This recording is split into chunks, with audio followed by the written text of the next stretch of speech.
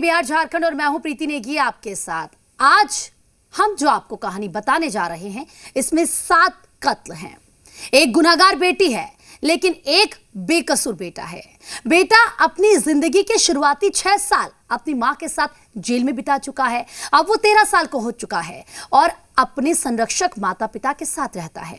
वो 13 साल के बेटा अपनी मां को 7 खून से माफी देखने की मांग कर रहा है। यह मामला उत्तर प्रदेश के अमरोहा जिले का है। क्या है ये पूरा मामला, देखिए इस रिपोर्ट में आप।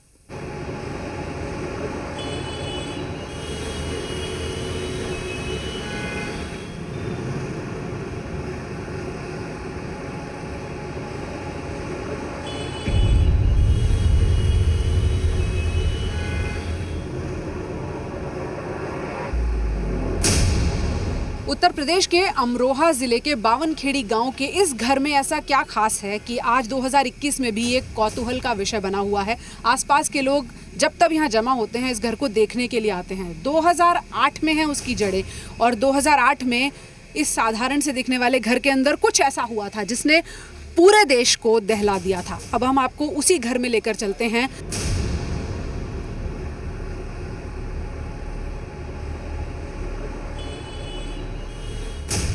यहाँ उनकी यहाँ पलंग था उनका जी। और शबनम की चाची, वो शबनम की अम्मी उसमें सो रही थी उधर। अच्छा हाँ। और दोनों भाई एक भाई इसमें था, बड़ा वाला इंजीनियर इस कमरे में था। तो एक बेटा था उसका, वाइफ थी और वो था। वो तीनों इस कमरे में सो रहे थे। तो जो जहाँ सो रहा था उसका वहीं कत्ल हुआ है।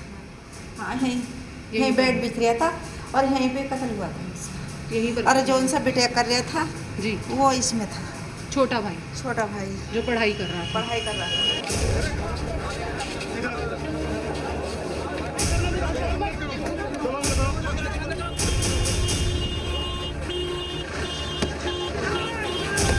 हमारा दिल नहीं दुखा बिल्कुल भी। बताओ कहीं भाग सकती थी। सलीम बता रहा था कि उसने भागने के लिए कहा था तुमसे। एक जुनून था बस। क्राइम ऑफ पैशन, ये बात हमने कई बार सुनी है, यानी कि जुनून में आकर किए गए कत्ल, उसकी इससे बड़ी वानगी कोई और नहीं हो सकती। पिता टीचर थे, पढ़े लिखे परिवार से थी और एक लड़के से इश्क के चक्कर में उसने ये नहीं सोचा कि ये मेरे अपने माँ बाप हैं, ये मेरा अपना भाई है, ये मेरी अपनी भाभी है। वो 11 महीने का मासूम है जो शायद बोल भी नहीं पाएगा, उसे छोड़ा जा सकता है। छोटा भाई बीटेक कर रहा था और इसीलिए इसे rarest of the rare case माना गया और इसीलिए शबनम और सलीम दोनों के लिए फांसी की सज़ा तय हुई। हमें बहुत ज़्यादा मुश्किलों का सामना नहीं करना पड़ा था क्योंकि शबनम ने उसको जेल में रहते हुए भी एक शानदार परवरिश दी थी और उस गंदगी के माहौल में भी वो बहुत अच्छे से रहता था, अच्छे से बातें करता था और वहाँ की अच्छी अच्छी चीज़ें ही वो सीखा था। गलत सी चीज़ों से वो हमेशा दूर रहा है। मम्मा से तो मैं बहुत बार मिला हूँ, हर 3 महीने के बाद जाते हैं। और इस जनवरी में भी हम गए थे इसी वाले 2021 को। और मम्मा जब जाते हो तो गले लगा लेती हैं और कहती हैं कि बेटा कैसे हो, स्कूल में क्या चल रहा है, स्कूल कब भूल रहे हैं। मम्मा पापा को परेशान तो नहीं करते हैं, पढ़ाई कैसी चल रही है और अच्छे से पढ़ना। ये अभी जैसे आपकी मम्मा को लेकर बहुत सारी खबरें आ रही हैं कि फांसी हो सकती है या फिर से मामला है, तो आप क्या कहना चाहते हैं? मैं तो यही कहना चाहता हूँ कि उन्हें फांसी ना हो। 7 खून, 13 वर्ष और एक मासूम बेटा। बेटे को मां मिलेगी या शबनम के अपराध की सजा फांसी ही होगी? क्या बेटे की अपील पर 7 खून माफ हो जाएंगे या कानून का फैसला बरकरार रहेगा? आपने ये तो सुना कि शबनम का गुनाह क्या है, लेकिन अब एक बेटा पूछ रहा है कि मेरा गुनाह क्या है। नन्हे हाथों से इस बच्चे ने तख्ती पर राष्ट्रपति के नाम जो अपील लिखी है, उसने हर किसी को सोचने पर मजबूर कर दिया है। अभी जैसे आपकी मम्मा को लेकर बहुत सारी खबरें आ रही हैं कि फांसी हो सकती है या फिर से मामला है, तो आप क्या कहना चाहते हैं? मैं तो यही कहना चाहता हूँ कि उन्हें फांसी ना हो। क्योंकि वो मेरी मम्मा इसलिए है। दिसंबर 2008 में ये बच्चा जेल में पैदा हुआ। कानून के मुताबिक 6 वर्ष तक बच्चे को माँ के साथ ही रखा जाता है, इसीलिए 6 वर्ष इसने अपनी माँ के साथ जेल में बिताए। माँ के साथ सुख दुख साझा किए, जेल का जीवन देखा, बचपन वहीं बिताया। ये बच्चा अब 13 वर्ष का है। अब इसकी एक हंसती खेलती जिंदगी है और माँ बाप से बढ़कर चाहने वाले संरक्षक हैं। लेकिन इस बच्चे की असली माँ सलाखों के पीछे है, और माँ कैसी भी हो वो माँ ही होती है। 6 साल और 7 महीने का वक्त बिताने के बाद इस बच्चे की जिंदगी का दूसरा अध्याय शुरू हुआ। बच्चा जेल में नहीं रह सकता था, लेकिन उसे अपनाने के लिए न शबनम के परिवार में बचे उसके चाचा चाची तैयार थे और न ही सलीम के घर वाले। बच्चे की कस्टडी के लिए पति पत्नी उस्मान और वंदना आगे आए। उस्मान शबनम के कॉलेज में उससे 2 साल जूनियर थे। यहाँ से इस मासूम की नई जिंदगी शुरू हुई। जो शबनम ने किया है, सही माने में शबनम को माफ़ नहीं किया जाना चाहिए, क्योंकि जो भी अपराध हुआ है वो बहुत ही जघन्य अपराध है और इसके लिए फांसी की सज़ा ही होनी चाहिए। लेकिन जब उसको देखते हैं तो एक माँ का जिंदा रहना उसकी परवरिश के लिए बहुत ज़रूरी है। आज ये बच्चा एक अच्छे स्कूल में पढ़ रहा है, अच्छी परवरिश में पल रहा है, लेकिन इसकी बड़ी माँ यानी वंदना का कहना है कि ये बच्चा आज भी दोहरी जिंदगी जी रहा है, जेल से पहले की और जेल के बाद की। हमेशा यही होता है कि अब हो सकता है कि वहाँ हमने रिव्यू पिटीशन डाली हुई थी वो कैंसिल हो गई है, हो सकता है फांसी के ऑर्डर आ जाएं। लेकिन ये जो अभी हुआ है 3 दिन में, इतना ज़्यादा नहीं हुआ था। इस बार थोड़ी सी घबराहट हो रही है, समझ में नहीं आ रहा, क्योंकि इस टाइम उस पोजीशन पे हैं कि वो हर चीज़ को समझते हैं गहराई से। 12 साल के हैं वो, तो ये समझ में नहीं आ रहा अगर कल को फाइनल डिसीजन आ जाता है कि फांसी हो जाएगी, डेट मुकर्रर हो जाएगी, तो मैं उसको कैसे हैंडल करूँगी। इस बीच अमरोहा के 52 खेड़ी गांव के इस घर में एक बार फिर हलचल है। अब यहाँ शबनम के चाचा चाची रहते हैं। 13 वर्ष बीतने के बाद इस वारदात के जख्म शायद थोड़े धुंधले पड़ चुके हैं। इसीलिए अब परिवार और पड़ोसी ये मांग कर रहे हैं कि शबनम को फांसी न दी जाए।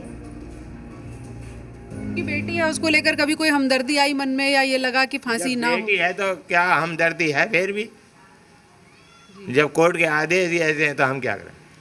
आप तो उस वक्त से पहले भी शबनम को जानते रहे होंगे, तब छोटी बच्ची थी, 17 साल की थी उस वक्त, तब ऐसा लगा था ये लड़की ऐसा कर सकती है? ऐसा नहीं है। तो आपका मन क्या कहता है? 2008 में एक हादसा हुआ है, क्या अब उसे भूल जाना चाहिए? क्योंकि 13 साल गुजर चुके हैं, इसलिए जख्म ये हरे नहीं हैं, लेकिन क्या ये फैसला बाकियों के लिए नज़ीर नहीं बनेगा?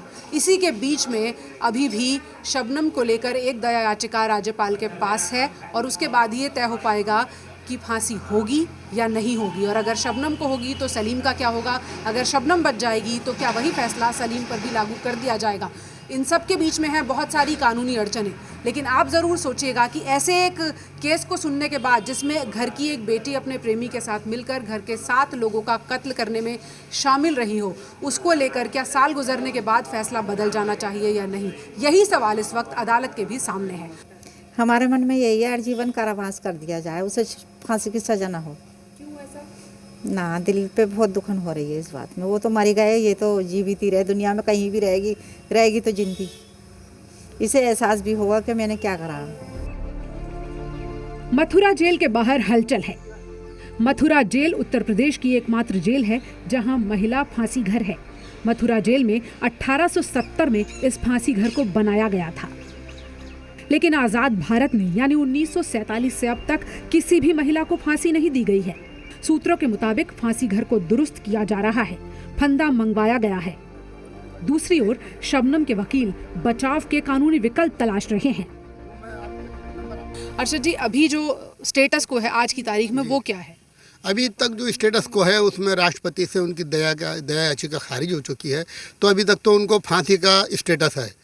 अभी शबनम ने 19/2/2021 को जेल से एक mercy petition president of India को थ्रू गवर्नर भिजवाई है, और उसकी वजह से तो अभी ये मामला कुछ दिन के लिए और अभी टल सकता है। अभी तक जो शबनम की दया याचिका थी वो माननीय राष्ट्रपति महोदय द्वारा खारिज की जा चुकी है अभी तक जो थी, लेकिन अभी कुछ ऐसा सुनने में आया है कि शायद कोई याचिका फिर उन्होंने दाखिल की है। इसके बारे में पूरी अभी जानकारी नहीं है। जिस प्रॉपर्टी को पाने के लिए यह कत्ल किए गए, उसे अब शबनम दान करने का मन बना रही है। शबनम और सलीम का जुनूनी प्यार भी कब का हवा हो चुका है। मामले को 13 वर्ष बीत चुके हैं। क्या शबनम के साथ खून माफ होंगे या शबनम को फांसी होगी और ये फैसला एक नई मिसाल बनेगा, ये कल साफ हो सकता है। अमरोहा की अदालत में इस मामले की निर्णायक सुनवाई है, जहां रामपुर जेल की डेथ वारंट जारी करने की अर्जी पर फैसला हो सकता है। कहते हैं शिक्षा अच्छे संस्कार और अच्छी परवरिश देती है। शबनम न केवल खुद पढ़ी लिखी थी, बल्कि यहाँ बच्चों को शिक्षा मित्र के तौर पर पढ़ाती भी थी। शबनम ने इस गांव को एक सबक तो अच्छे से दे दिया है। इस हादसे के बाद से किसी ने गांव में अपनी बेटी का नाम शबनम नहीं रखा है। पूजा मक्कड़, जी मीडिया, बावनखेड़ी, जिला अमरोहा।